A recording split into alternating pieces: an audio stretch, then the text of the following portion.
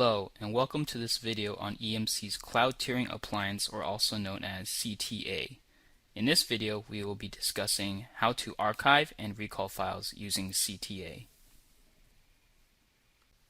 Here is the agenda. We will start off by discussing some requirements for CTA, then we will have an overview on how to archive and recall data.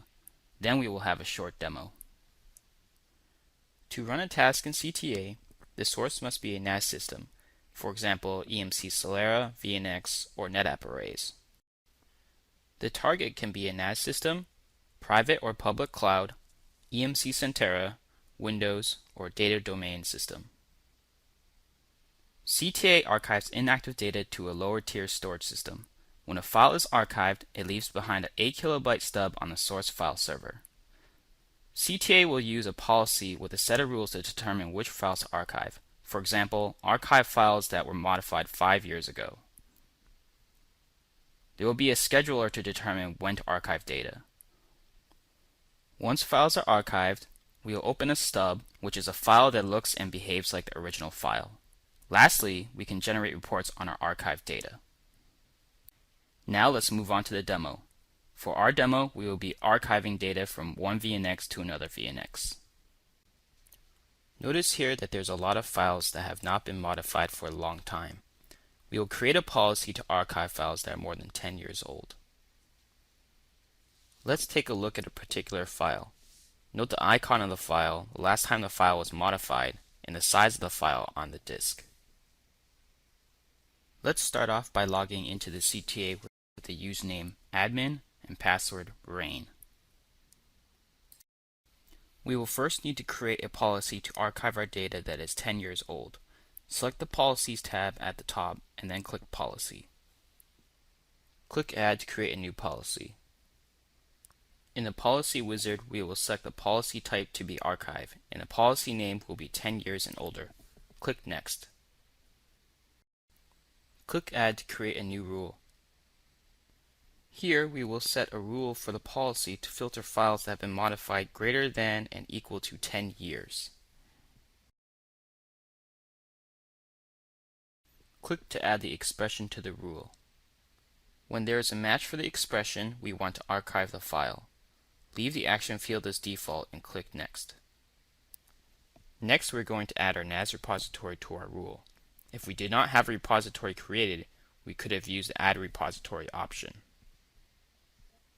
Populate our repository to the right so it is added to the rule and click Save Rule. Click Next and review the summary of the policy. Then click Save Policy. Now that we have a policy created, we want a task or a schedule to be ran to archive our files. Click the Schedule tab and click Add to create a new schedule. Here you can see the different types of tasks that we can create. We will be selecting the archive task for our demo. Click Next.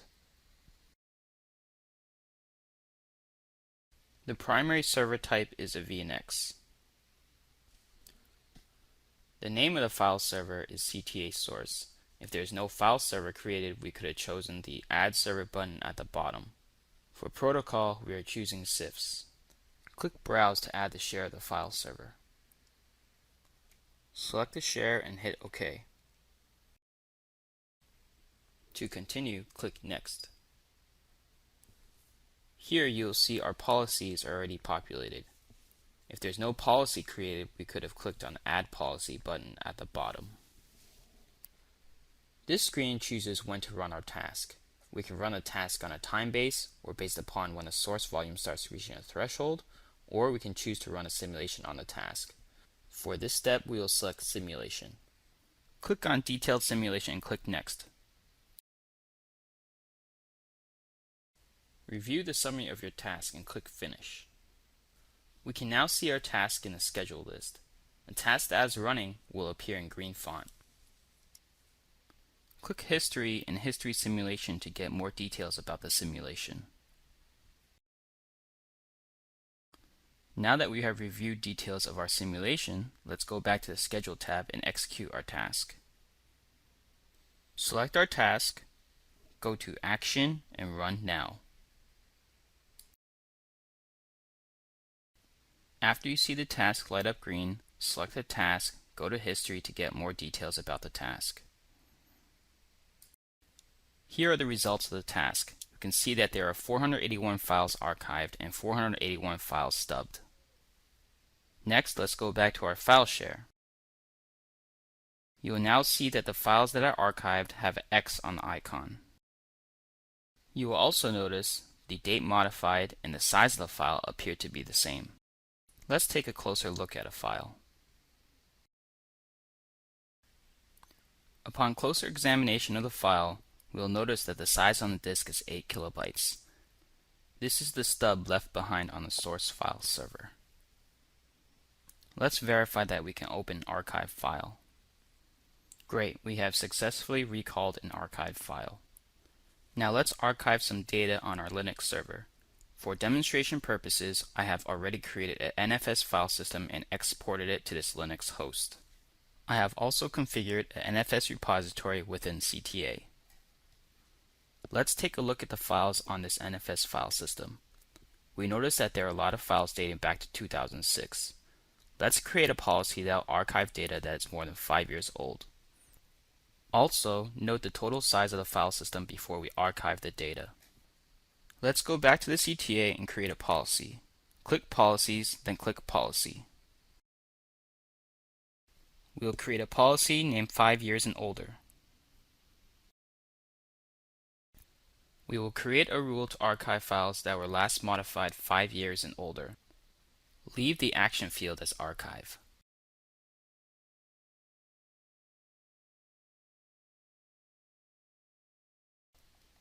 Next, we want to make sure our NFS repository is populated to policy. Change the protocol to NFS and add the repository to the policy.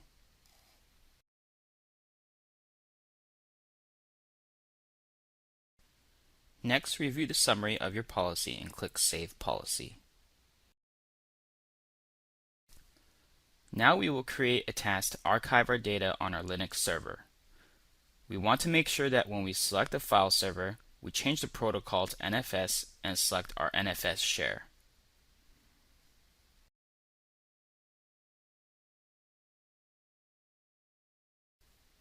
Next, we will set the task to archive files that are 5 years and older.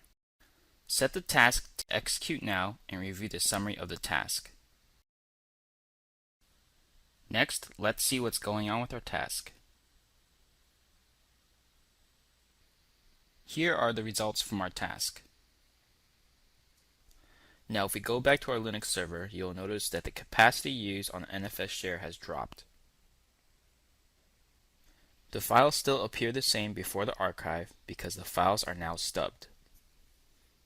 Now let's take a look at some reports. Click on Archive Files, then Archive File List. Next, expand our CTA source file server and click on our CIFS archive. Click Get List to get a list of archived files.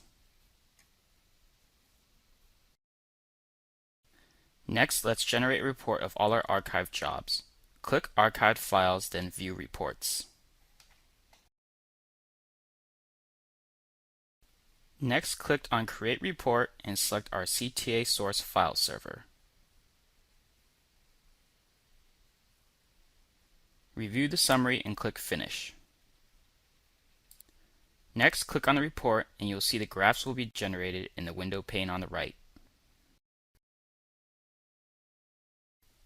This concludes the demo for CTA archiving and recalling. For more information, please go to support.emc.com and reference the documents listed here. Thank you.